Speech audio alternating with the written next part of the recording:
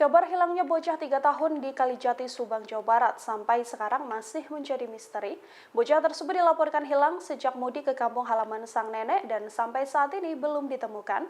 Kini sebuah video juga muncul yang mana terdengar suara tangisan yang diduga tangisan korban, namun sosoknya tak kunjung ditemukan.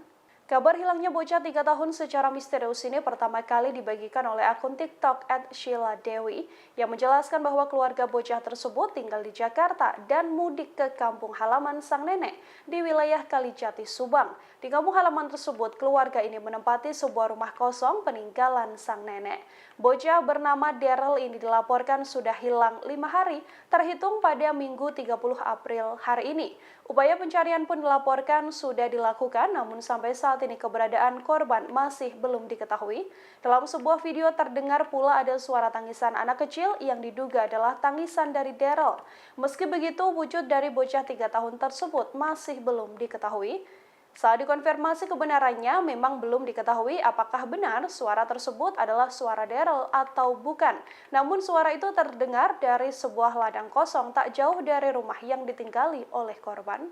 Allahu Akbar, alhamdulillah ya Allah. Allahu Akbar, Allah mana ya Allah. Allahu Akbar.